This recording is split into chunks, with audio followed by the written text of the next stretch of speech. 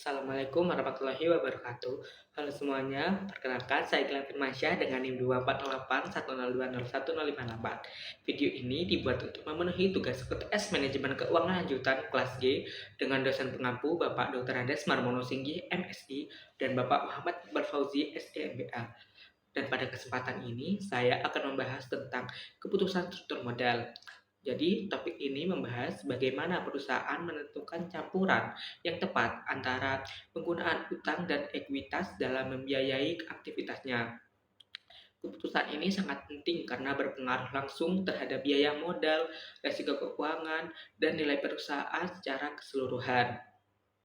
Untuk topik pembahasan yaitu yang pertama ada konsep dasar, kedua ada komponen dan rumus WACC, lalu yang ketiga ada risiko struktur modal, keempat ada dampak penggunaan utang, kelima ada teori-teori keputusan dalam struktur modal, yang keenam struktur modal yang optimal. Baik, langsung saja masuk ke materi pertama. Jadi, struktur modal pada dasarnya adalah perbandingan antara utang dan modal sendiri yang digunakan perusahaan.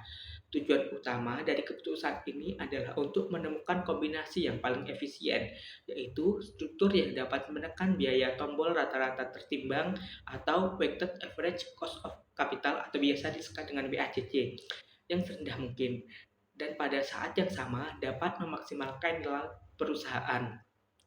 Nilai perusahaan ditentukan oleh nilai sekarang dari arus kas bebas atau free cash flow atau FCF yang dihasilkan di masa depan dan didiskontokan dengan tingkat WACC. Rumus WACC sendiri adalah WACC sama dengan WD dikali buka kurung 1 dikurang T dikali RD tutup kurung lalu ditambah WS dikali RS. Di sini WD adalah proporsi utang, WS adalah proporsi ekuitas, RD adalah biaya utang, RS adalah biaya ekuitas, dan T adalah tarif pajak. Jadi, rumus ini menghitung rata-rata biaya modal perusahaan berdasarkan bobot dari masing-masing sumber dana. Pada awalnya, penambahan utang itu dapat menurunkan WACC karena bunga utang dapat mengurangi laba, kena pajak, atau memberikan efek tax shield. Namun, jika jumlah utang terlalu besar, maka risiko keuangan meningkat, sehingga pemberi pinjaman akan menaikkan suku bunga, dan investor juga akan meminta tingkat pengembalian yang lebih tinggi. Akibatnya, biaya modal total atau WACC justru naik kembali. Nah, dari sini perusahaan itu perlu mencari titik keseimbangan atau yang disebut dengan struktur modal optimal. Dalam pengembalian keputusan struktur modal, perusahaan itu perlu memahami berbagai jenis risiko yang timbul. Ada dua jenis risiko utama, yaitu risiko bisnis dan risiko keuangan. Risiko bisnis adalah risiko yang muncul dari kegiatan operasional normal perusahaan, seperti ketidakpastian penjualan, kenaikan biaya produksi, perubahan teknologi, dan persaingan pasar. Sedangkan risiko keuangan itu muncul karena adanya kewajiban membayar bunga dan pokok utang yang tetap harus dibayar meskipun pendapatan perusahaan itu menurun.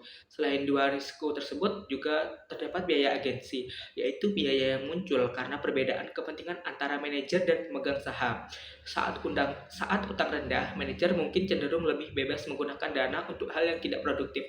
Sedangkan saat utang tinggi, mereka itu bisa menjadi terlalu berhati-hati dan menolak proyek yang sebenarnya menguntungkan. Penggunaan utang dalam struktur modal itu membawa dua dampak besar. Dari sisi positif, utang itu memberikan keuntungan berupa penghematan pajak dan dapat meningkatkan nilai perusahaan melalui tax shield. Namun dari sisi negatif, utang yang berlebihan itu dapat meningkatkan risiko kebangkrutan, memperbesar biaya bunga, serta menurunkan kepercayaan investor dan fleksibilitas keuangan perusahaan. Nah, ketika risiko kebangkrutan meningkat, tidak hanya biaya keuangan yang naik, tetapi juga arus kas bebas bisa menurun karena gangguan operasional, seperti pelanggan dan pemasok yang kehilangan kepercayaan. Oleh karena itu, meskipun utang memberi manfaat, penggunaannya itu harus proporsional agar manfaat pajak tidak tertutup oleh biaya dan risiko tambahan yang muncul. Selanjutnya, terdapat beberapa teori utama yang menjelaskan hubungan antara struktur modal, nilai perusahaan, dan risiko. Yang pertama adalah teori Modigliani and Miller atau MM. Menurut MM, jika tidak ada pajak dan biaya kebangkrutan, maka struktur modal tidak mempengaruhi nilai perusahaan karena nilai ditentukan oleh kemampuan perusahaan menghilangkan arus kas. Namun, setelah memasukkan faktor pajak, nilai perusahaan dengan utang akan lebih tinggi dibandingkan tanpa utang karena bunga memberikan penghematan pajak. Teori berikutnya adalah teori trade-off yang menjelaskan bahwa perusahaan akan berusaha menyeimbangkan antara manfaat pajak dari penggunaan utang dengan biaya kebangkrutan dan biaya agensi. Struktur model yang optimal tercapai ketika tambahan manfaat pajak dan penambahan utang itu sudah sama besar dengan tambahan biaya risiko yang ditimbulkannya. Jadi ada batas optimal di mana perusahaan itu bisa memaksimalkan nilai tanpa menanggung risiko yang terlalu tinggi. Kemudian ada teori pecking order yang menjelaskan urutan prioritas dalam memilih sumber pendanaan. Nah, menurut teori ini, perusahaan itu lebih suka menggunakan dana internal seperti laba ditahan terlebih dahulu karena tidak menimbulkan kewajiban atau sinyal negatif ke pasar. Jika dana internal tidak cukup, baru perusahaan menggunakan utang dan penerbitan saham baru menjadi pilihan terakhir karena bisa menurunkan harga saham. Akibat dianggap sebagai sinyal negatif oleh investor. Nah, selanjutnya ada teori signaling yang menjelaskan bahwa keputusan pendanaan perusahaan bisa menjadi sinyal bagi pasar. Jika perusahaan menerbitkan saham baru, pasar itu bisa menafsirkannya sebagai sinyal negatif karena dianggap manajemen itu menilai harga saham sudah terlalu tinggi atau prospek perusahaan itu menurun. Nah, sebaliknya, penerbitan utang sering dipandang sebagai sinyal positif karena menunjukkan kepercayaan diri manajemen terhadap kemampuan perusahaan untuk menghasilkan arus kas dan melunasi kewajiban di masa depan. Nah, dalam praktiknya, struktur modal antar perusahaan berbeda-beda tergantung pada karakteristik industrinya.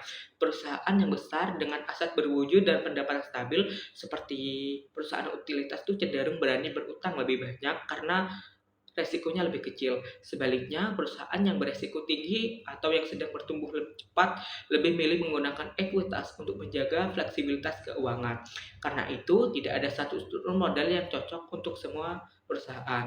Nah, dari seluruh pembahasan ini dapat disimpulkan bahwa keputusan struktur modal itu merupakan bagian penting dari strategi keuangan perusahaan. Penggunaan utang itu memang dapat meningkatkan nilai perusahaan melalui manfaat pajak, tetapi jika tidak dikendalikan, justru dapat meningkatkan risiko kebangkrutan dan menurunkan nilai perusahaan. Maka, struktur modal optimal adalah kombinasi antara utang dan ekuitas yang mampu menekan WACC serendah mungkin, menjaga risiko pada tingkat aman, serta memaksimalkan nilai dan kesejahteraan pemegang saham. Demikian materi yang dapat saya sampaikan. Terima kasih. Wassalamualaikum warahmatullahi wabarakatuh.